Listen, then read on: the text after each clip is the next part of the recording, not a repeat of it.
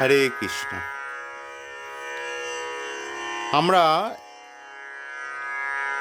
একটি শ্লোক উচ্চারণ করব।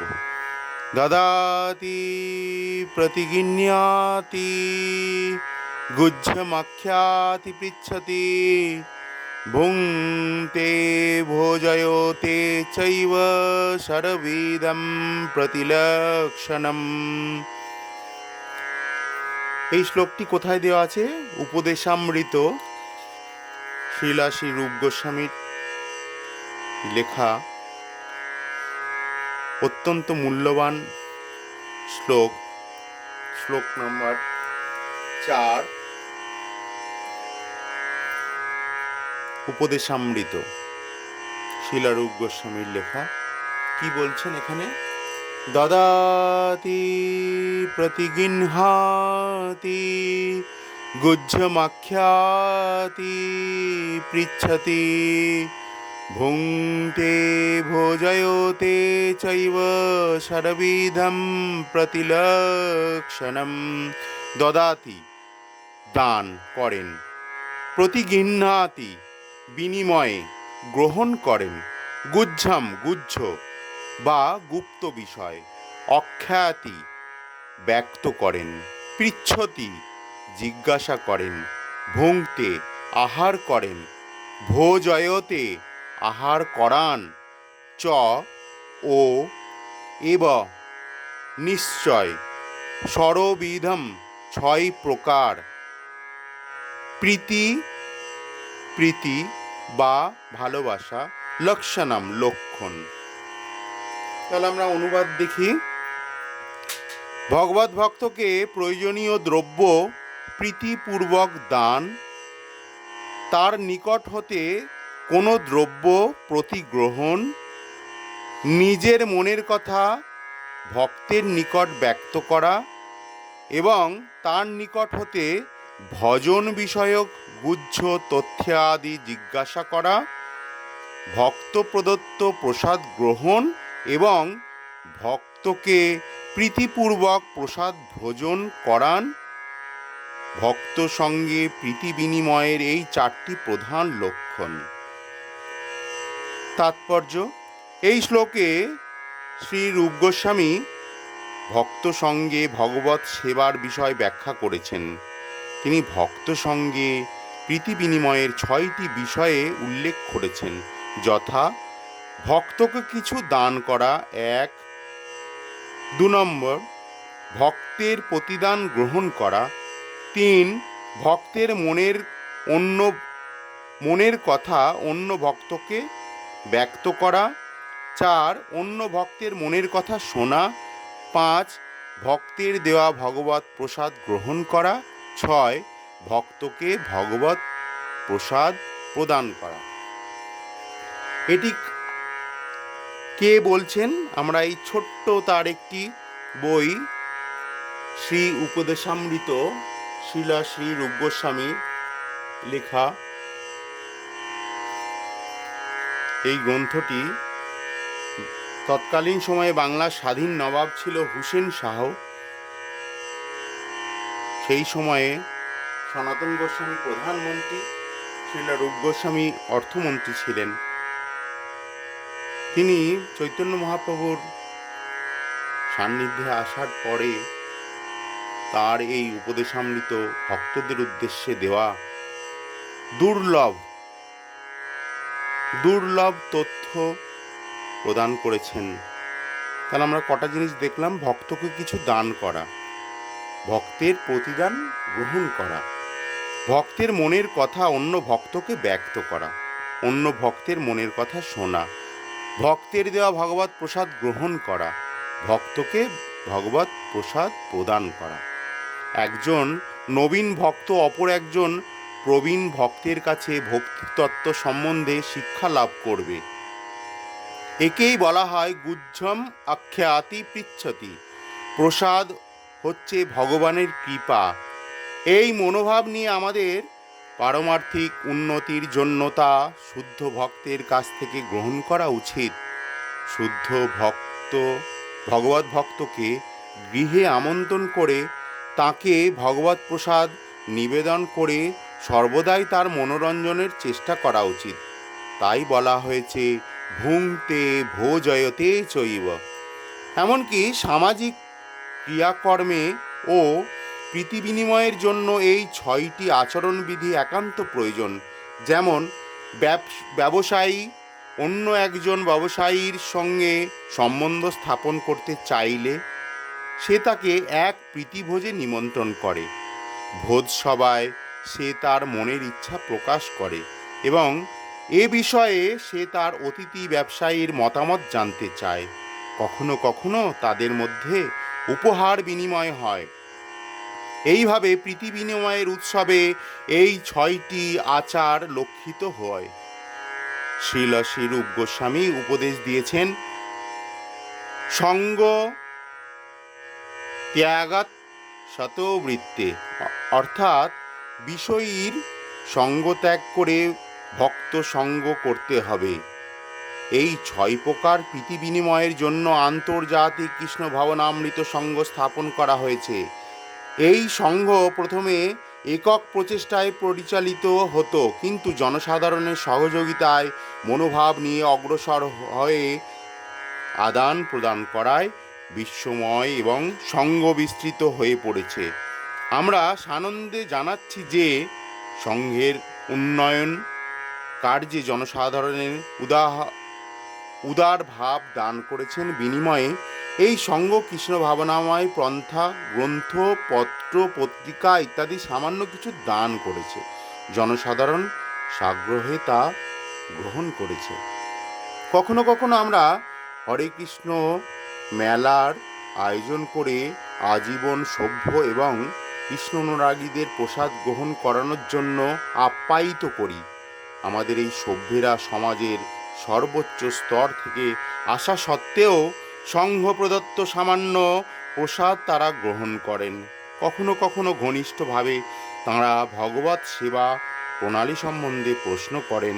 আমরাও তাদের প্রশ্নের উত্তর দেওয়ার যথাসাধ্য চেষ্টা করি।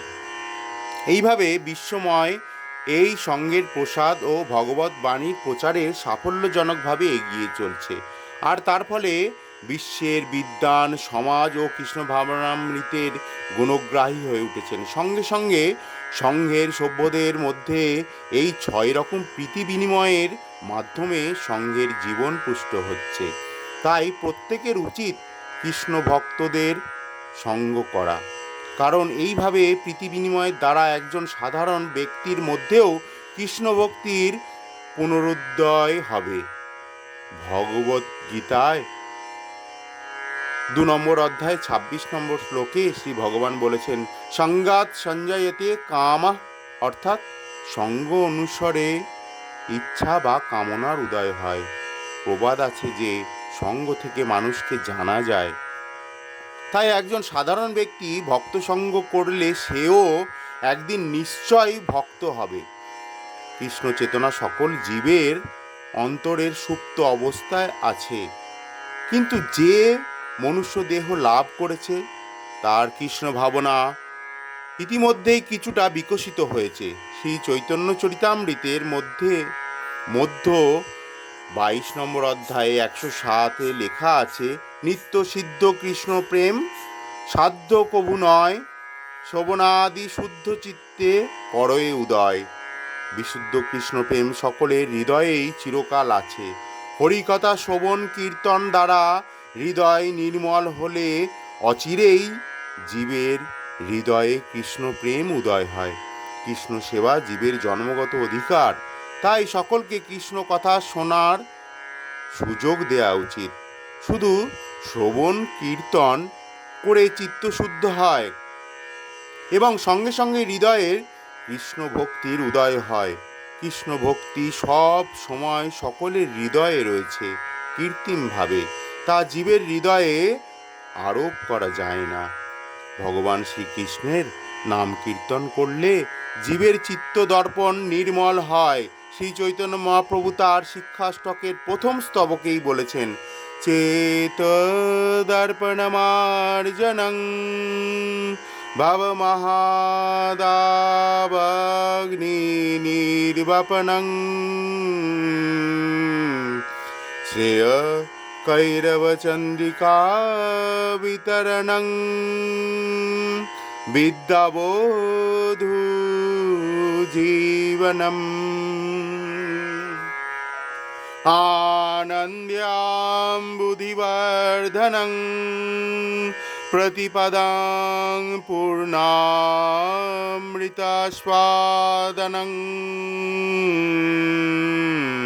सर्वात्मस्नापनं परं विजयते श्रीकृष्ण সংকীর্তনম। শ্রীকৃষ্ণ সংকীর্তনের জয় হোক, যা চিত্তরূপ দর্পণের কলুষ মার্জন করে এবং জন্ম মৃত্যুর আবর্তনে আবর্তিত ভবজীবনের প্রজ্বলিত অগ্নিকে নির্বাপন করে। সংকীর্তন যোগ্য মানব জীবনের পরম আশীর্বাদ স্বরূপ, কারণ তা নির্মল চন্দ্রকিরণের ন্যায় মঙ্গলময়, তা বিদ্যা জ্ঞানের প্রাণস্বরূপ, দিব্য আনন্দ বর্ধনকারী এবং তা আমাদের পূর্ণ অমৃতের আস্বাদন দান করে, যা লাভ করার জন্য আমরা সর্বদাই ব্যগ্র। হরে কৃষ্ণ কৃষ্ণ কৃষ্ণ হরে হরে, হরে রাম রাম রাম হরে হরে। এই মহামন্ত্র কীর্তনকারী যে চিত্ত শুদ্ধ হয় এমন নয়, যে কীর্তন শোনে তারও চিত্ত নির্মল হয়।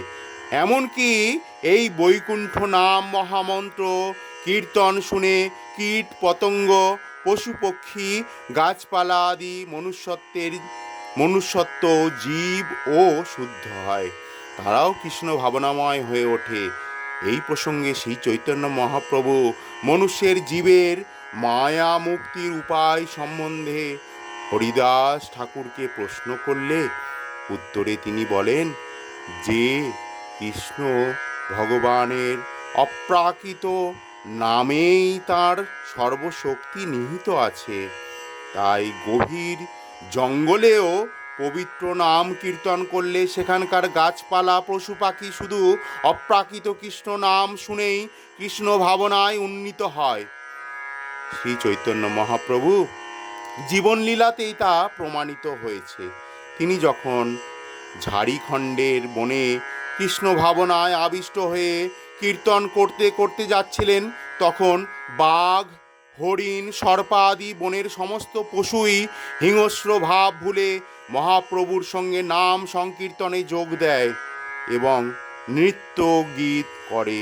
শ্রী চৈতন্য মহাপ্রভু এই সকল অপ্রাকৃত লীলা আমরা অনুকরণ করতে পারি না, কিন্তু তার পদাঙ্ক অনুসরণ করা আমাদের প্রত্যেকের উচিত। আমাদের এমন শক্তি নেই যার দ্বারা আমরা বনের পশু বাঘ সাপ কুকুর বিড়াল সবাইকে নাচাতে পারি, অথচ ভগবানের পবিত্র নাম কীর্তন করে বিশ্বময় বহু লোককে আমরা কৃষ্ণ ভাবনাময় করে তুলতে পারি।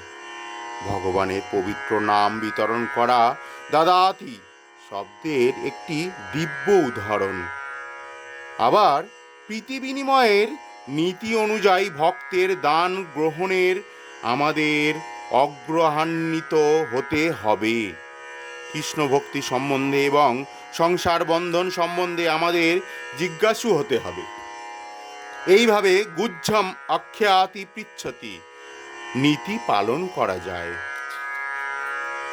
বিশ্বময় কৃষ্ণ ভাবনামৃত আন্দোলনের কেন্দ্রগুলিতে প্রতি রবিবার মহোৎসব আয়োজন করা হয়।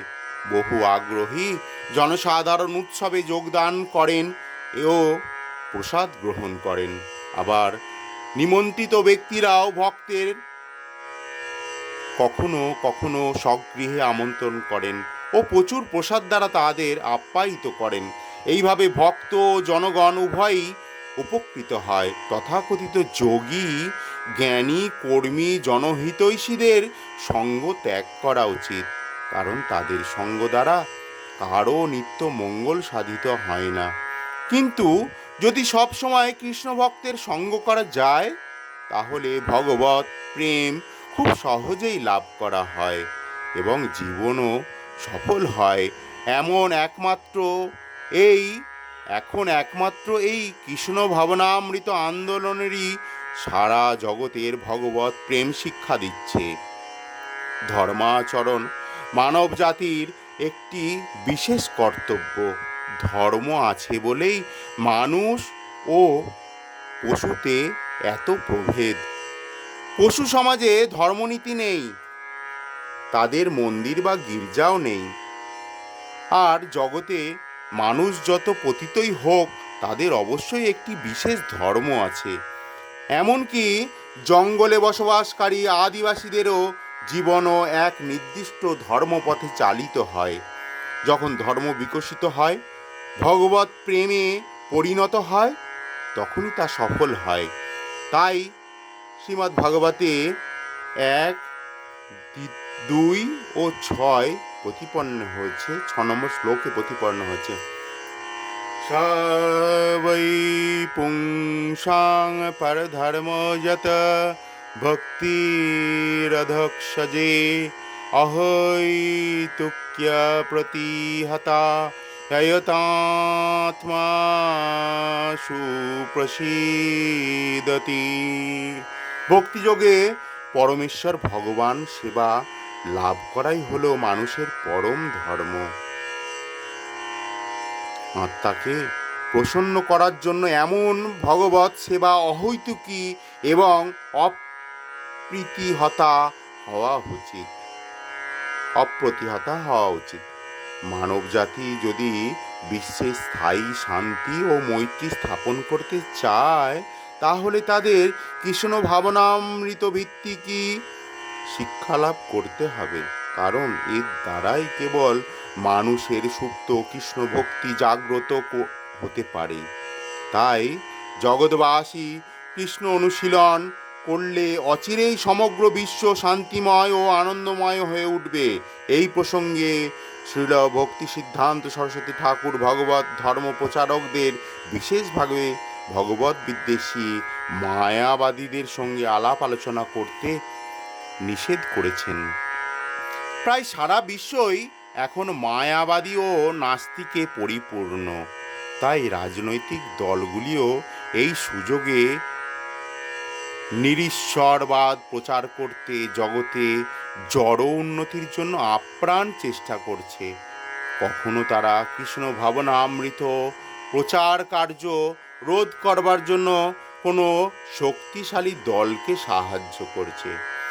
মায়াবাদী অন্যান্য নিরীশ্বরবাদীরা কৃষ্ণ ভাবনামৃত আন্দোলনের প্রসার কামনা করে না, কারণ কৃষ্ণ ভাবনামৃত আন্দোলন ভগবত ভক্তি প্রচার করে। নিরীশ্বরবাদীদের কাজ হচ্ছে প্রচারের বিরোধিতা করা। যেমন একটি সাপকে দুধ কলা খাইয়ে কোনো লাভ নেই, কারণ কেবলং বিষ বর্ধনম, অর্থাৎ দুধ কলা খেয়ে তার বিষই উত্তরোত্তর বৃদ্ধি পায়।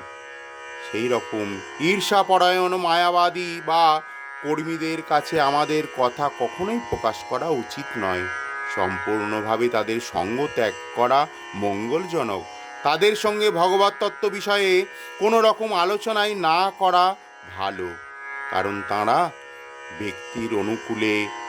ভক্তির অনুকূলে কোনো সিদ্ধান্ত স্থাপনে সক্ষম নয়। এমনকি মায়াবাদী বা নাস্তিকদের নিমন্ত্রণ গ্রহণ করা উচিত নয়। আবার তাদের নিমন্ত্রণ করাও উচিত নয়, কারণ তাদের ঘনিষ্ঠ সঙ্গ লাভে তাদের নাস্তিক মনোভাবের দ্বারা আমরা প্রভাবিত হতে পারি। শাস্ত্রে আছে সঙ্গাত সঞ্জায়তে কামা, অর্থাৎ শ্রীমান মহাপ্রভুও বলেছেন, বিষয়ীর অন্ন খাইলে দুষ্ট হয় মন। একমাত্র অত্যুন্নত ভক্তই কৃষ্ণ ভক্তি প্রচারের জন্য সকলের দান গ্রহণ করতে পারেন। সেই জন্য মায়াবাদী ও নিরীশ্বরবাদীদের দান গ্রহণ করা আমাদের উচিত নয়। বাস্তবিকই মহাপ্রভু সাধারণ ইন্দ্রিয় পরায়ণ ভোগীদের সঙ্গে পর্যন্ত সর্বদা ত্যাগ করতে বলেছেন। তাহলে আমরা এই সিদ্ধান্তে আসতে পারি যে বৈধ ভক্তি অনুসারে সাধু সঙ্গে বসবাস করে ও মহান আচার্যদের পদাঙ্ক অনুসরণ করে সদ্গুরুর আদেশে ঐকান্তিক শ্রদ্ধায় সম্পূর্ণভাবে পালন করা উচিত। একমাত্র এইভাবেই আমরা কৃষ্ণ অনুশীলন করে আমাদের সুপ্ত কৃষ্ণ ভক্তি পুনরায় জাগ্রত করতে পারি। তাই যারা কনিষ্ঠ অধিকারী নয়, আবার মহাভাগবত নয়, অর্থাৎ মধ্যম অধিকারী, তাদের উচিত ভগবত বিগ্রহের সেবা করা, ভক্তদের সঙ্গে মৈত্রী স্থাপন করা, অজ্ঞদের কৃপা করা, কিন্তু ভগবত বিদ্বেষী ও অসুরদের সঙ্গ ত্যাগ করা। এই শ্লোকে শ্রী রূপ গোস্বামী পাদ শ্রী ভগবানের সঙ্গে প্রীতি বিনিময় ও ভক্তদের সঙ্গে মৈত্রী স্থাপন এক সংক্ষিপ্ত পরিচয় দিয়েছেন। দদাতি শব্দ ব্যবহার করে তিনি উপদেশ দিচ্ছেন যে উন্নত ভক্ত তার আয়ের অর্ধেক ভক্ত ও ভগবত সেবায় ব্যয় করেন। শ্রী রূপ গোস্বামী তার নিজের জীবনের এই দৃষ্টান্ত স্থাপন করেছেন। যখন তিনি সংসার ত্যাগ করেন, তিনি তার সম্পত্তির অর্ধেকাংশ কৃষ্ণ সেবায় দান করেন, 1/4 আত্মীয়দের সেবায় দান করেন, আর বাকি 1/4 ব্যক্তিগত জরুরিকালীন অবস্থায় জন্য রেখে দেন। এই দৃষ্টান্ত সকল ভক্তের অনুসরণ করা উচিত। প্রত্যেকের আয়ের অর্ধেকাংশ শ্রীকৃষ্ণ ও কৃষ্ণ ভক্ত সেবায় ব্যয় করা উচিত। এখানেই দদাতি শব্দের সার্থকতা। পরে শ্লোকে শ্রীলা রূপ গোস্বামী পাদ কি ধরনের বৈষ্ণবকে বন্ধুরূপে গ্রহণ করতে হয় ও কিভাবে বৈষ্ণব সেবা করতে হয় সেই বিষয়ে উপদেশ দিয়েছেন। হরি ওম তৎসৎ, হরি ওম তৎসৎ, হরি ওম তৎসৎ। তাহলে আমরা উপদেশামৃতের 4 নম্বর শ্লোক অনুবাদ তাৎপর্য সমস্ত আলোচনা করলাম। দদাতি প্রতিগৃহ্ণাতি গুহ্যমাখ্যাতি পৃচ্ছতি ভুঙ্ক্তে ভোজয়তে চৈব সর্ববিধম প্রতিলক্ষণম। হরে কৃষ্ণ।